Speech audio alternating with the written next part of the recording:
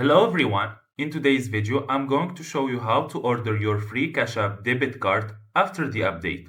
So first open your Cash App, you should have this home page. Then click on the bottom left icon here, which is $30 for me, but if you don't have money it should be a bank account icon. Then you should have this page, just click on get your free card here, then click get your free card again. You will have a lot of options here to select the colors and the materials of your debit card. Some of them are free and other you need to pay for them. I will choose this free option here.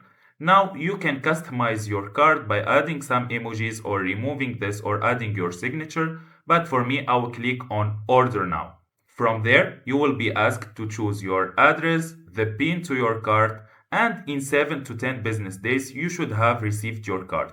And that's it. If you find this video helpful, don't forget to like and subscribe in the channel.